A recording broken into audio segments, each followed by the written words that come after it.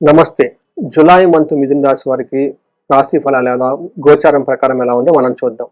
ముందుగా ఆ ఫలితాలు తెలుసుకోబోయే ముందుగా మనకు ఈ జులై మంత్‌లో చాలా విశిష్టమైన కలిగిన పండగలు, పర్వదినాలు ఉన్నాయి. వాటిని మనకున్న సమస్యలకి పరిష్కార మార్గంగా ఎలా చేసుకోవాలో చూద్దాం.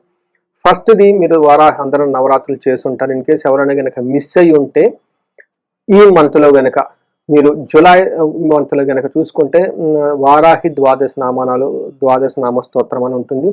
దీన్ని చక్కగా మీరు పఠించండి. ఎక్కడైనా గనక మీకు కఠినమైన సమస్యలు, ప్రాబ్లమ్స్ ఉండి మీ శత్రువులు మిమ్మల్ని ఇబ్బంది పెడుతూ ఉంటే దీన్ని చక్కగా పారాయణ చేయండి. ఆ శత్రు బాధ నుంచి మీకు విముక్తి కలుగుతుంది.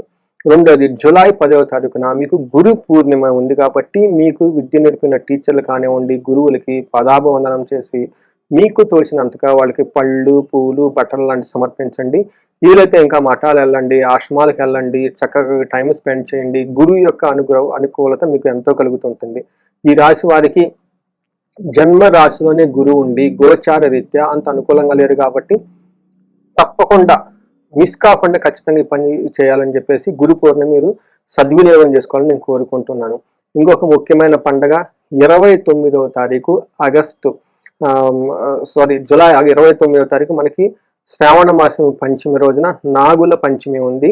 ఎవరికైతే పిల్లలు కావాలనుకుంటున్నారో, తర్వాత సంతానానికి తల్లిదండ్రులకు మధ్య మనస్పర్ధలు ఉన్నాయో, మిస్కేరేజ్ లాంటివి జరుగుతూ ఉంటాయో వాళ్ళందరూ కూడాను ఈ రోజున ఆ పండుగని ఎంతో విశేషంగా, నమ్మకంగా, భక్తిగా జరుపుకుంటే ఆ ప్రాబ్లమ్స్ లో నుంచి బయటపడి చక్కగా మీకు సంతాన అభివృద్ధి, వంశాభివృద్ధి జరుగుతుందని చెప్పేసి శాస్త్రాల వివరించడం జరిగింది. ఖచ్చితంగా చేసుకోవాలని చెప్పేసి నేను కోరుకుంటున్నాను.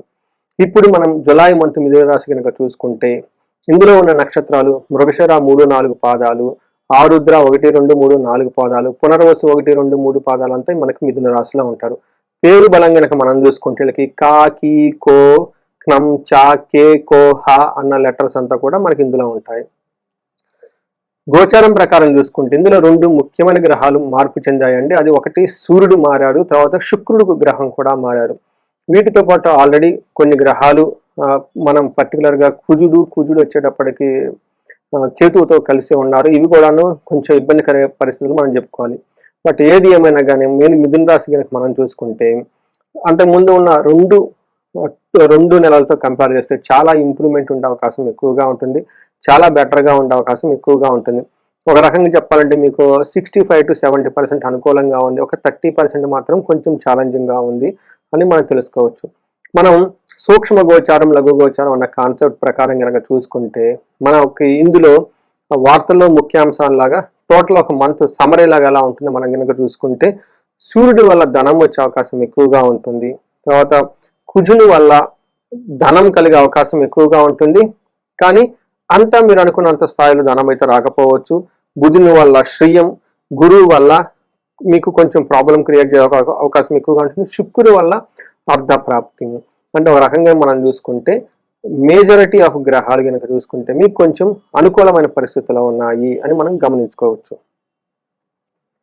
సూర్యుడు కనుక మనం చూసుకుంటే ఒక్క సూర్యుడు కొంచెం మీకు ధనాన్ని తీసుకొస్తారు, కానీ కొంచెం ఛాలెంజెస్ని కూడా తీసుకొని వస్తారు. అదేంటి మనం చూద్దాం. ఫస్ట్ సూర్యుడు 2వ ఇంట్లో ఉంటే ఏమవుతుందంటే ఈ మంత్ బాగుపడాలన్నా, ఈ మంత్ చెడిపోవాలన్నా, ఈ మంత్ మీకు అనుకూలంగా ఉండాలన్నా, ఈ మంత్ ప్రతికూలంగా ఉండాలన్నా కానీ అది మీ చేతిలోనే ఉంది. ఎందుకంటే సూర్యుడు 2వ ఇంట్లో ఉండటంతో కుటుంబంలోను, మీరు మాట్లాడే మాటల విషయంలోను, ధనం విషయంలోను అనుకూల ప్రతికూలమైన పరిస్థితులను గమనించే అవకాశం ఎక్కువగా ఉంటుంది. There is a favourable conditions, unfavourable conditions కూడా ఉంటుంది. అది మీ చేతిలో ఉంటుంది. మనకు మహర్షులు ఒక క్లూస్ ఇస్తారు. ఏమని చెప్తారంటే హీనస్త్వం దుష్ట సంసర్గో మనస్తాపో శిరోగద నిష్ఫలం కృషి వాణిజ్యం విత్తరాశి గతో రవి అని చెప్తారు. అంటే ఈ టైంలో మీకు హీనత్వం అంటే నీచ బుద్ధి కలుగుతుంది. అంటే సమ్ స్మార్ట్ వర్క్ చేసేద్దాము, ఎవరు చూస్తారు లేదో ఒకదాన్ని చేసుకుంటూ వెళ్ళిపోదాము, ఇవంతా ఎందుకు పాటించాలి, ఈ సిస్టమ్స్ అంతా ఎందుకు ఉండాలి, మన ఇష్టం వచ్చిన ఉండవచ్చు కదా అన్న మైండ్ అలా డైవర్ట్ అయ్యే అవకాశం ఎక్కువగా ఉంటుంది. దుష్ట సంసర్గం, దుస్తుల యొక్క సంవాసం మీరు పడతారు. దుస్తుల యొక్క సైపు మీరు ఎక్కువ ఉంటారు. మనస్తాపానికి గురవుతూ ఉంటారు. శిరోగద, మీకు విపరీతమైన తలనొప్పి వచ్చే అవకాశం ఎక్కువగా ఉంటుంది. గద నిష్ఫలం కృషి వాణిజ్యం, వ్యవసాయం చేసినా, బిజినెస్ చేసినా, ఇంకొక పండగ ఇంకొకటి ఏదైనా చేసినా కానీ అందులో ఫలితం రాకుండా ఫలితం లేకుండా అవకాశం ఎక్కువగా ఉంటుంది. ఇది మీరు కొంచెం గమనించుకోవాలి. అంతేకాకుండా 8th హౌస్లో దృష్టి ఉండటంతో కొంచెం గొడవలు అనుకోని విధంగా అయ్యే అవకాశం ఎక్కువగా ఉంది. అంటే సూర్యుడు కొంచెం నెగిటివ్ గానే మీకున్నారు. అయితే అది కూడాను దుష్టబుద్ధి, తర్వాత దుర్మార్గుల సవాసం, ఇదంతా మీరు మైండ్ని మీరు కంట్రోల్లో పెట్టుకుంటూ ఉంటే కనుక ఈ విషయాల్లో మిగతా అంతా బాగుందని మనం తెలుసుకోవచ్చు. అయితే కుజుడు 3వ ఇంట్లో ఉండి 6, 10 స్థానాలు చూడటం వల్ల ఇది మంచి పరిణామం అని చెప్పుకోవాలి. సో మీకు కుజుడు 3వ ఇంట్లో ఉండి మంచి యోగ్యతను ఇస్తాడని మనం అనుకోవాలి. ఏ విధంగా అంటే మనకి మహర్షులు ఏం చెప్తారంటే విత్తలాభ సౌఖ్యం, విత్తలాభ సదా ఆరోగ్యం, ఇష్టసిద్ధి సుఖావహ, వస్త్రలాభో ధన ప్రాప్తి, తృతీయ స్థానకే కుజ అని మనకు చెప్తారు. అంటే విత్త లాభం అంటే ఏదైనా కనుక మనం పనికి చేస్తుంటే అందులో ధనలాభం మనకు వస్తుంది, సదా ఆరోగ్యం బాగుంటుంది, అనుకున్న పనులన్నీ ఇష్టసిద్ధి అనుకున్న పనులన్నీ చక్కగా చేసుకుంటూ వెళ్ళిపోతూ ఉంటారు, సుఖావహ సుఖప్రదంగా ఉంటారు, వస్త్రలాభము ధనలాభముతో పాటు తర్వాత ధన ప్రాప్తి కూడా వచ్చే అవకాశం ఎక్కువగా ఉంటుంది. అంతేకాకుండా కుజుడు 6వ ఇంట్లో చూడటం వల్ల శత్రువులపైన ఆధిక్యత, ధనం వచ్చే అవకాశం ఎక్కువగా ఉంటుంది. 10వ ఇంట్లో ఉండటం వల్ల ప్రొఫెషన్ రిలేటెడ్ మ్యాటర్స్లో చక్కగా ప్రాఫిట్స్ ఉంటాయి, ప్రోగ్రెస్ ఉంటుందని మనం గమనించుకోవచ్చు. ఈ ప్రకారంగా మనం వీళ్ళకి శుక్రుడు మంచి యోగ్యతను ఇస్తాడని మనం గమనించుకోవాలి. నెక్స్ట్ శుక్రుడు కనుక మనం చూసుకుంటే కుజుడు బాగా యోగ్యతను ఇస్తాడని మనం తెలుసుకోవచ్చు. ఇప్పుడు మనం శుక్రుడు ఏ విధంగా మనకి యోగ్యతను ఇస్తాడో చూద్దాం. శుక్రుడు వీళ్ళకి 11th హౌస్లో ఉండటం వల్ల చాలా మంచి యోగ్యతను ఇస్తాడని మనం గమనించుకోవాలి. మనకి పుష్టిం కాంతిం తదా కీర్తి ఇష్టసిద్ధి కార్యసాధకం క్షీరాన్న భోజనం కుర్యా శుక్రే ఏకాదశ ఫలం అని చెప్తారు. అంటే శుక్రుడు మనకి 11వ ఇంట్లో ఉండటం వల్ల చక్కగా కీర్తి ప్రతిష్టలు చాలా బాగుంటాయి, కాంతివంతంగా ఉంటారు, పుష్టివంతంగా ఉంటారు, అనుకున్న పనులను అనుకున్న విధంగా చక్కగా చేసుకుంటూ వెళ్తూ ఉంటారు. ఒక రకంగా శుక్రుడు మంచి యోగ్యతను ఇస్తాడని చెప్పేసి మనం గమనించుకోవచ్చు. మనకి అంగగోచారం లఘుగోచారం కాన్సెప్ట్ ప్రకారం కనుక మనం చూసుకుంటే ఈ రాశి వాళ్ళకి మృగశిర, ఆరుద్ర, పునర్వసు నక్షత్రాలతో కనుక చూసుకుంటే ఇందులో మృగశిర నక్షత్రం వాళ్ళకి ఐశ్వర్యవంతంగా ఉంటుంది, లాభప్రదంగా ఉంటుంది. ఐశ్వర్యవంతంగా ఉంటుంది, లాభప్రదంగా కూడా ఉంటుంది, ధనలాభం ఉంటుంది అని చూపిస్తుంది. అయితే ప్రతికూల పరిస్థితులు కనుక చూసుకుంటే వీళ్ళకి కలహము, నాశనము, ఎక్కడో ఒకచోట గొడవలు అయ్యే అవకాశం ఎక్కువగా ఉంటుంది.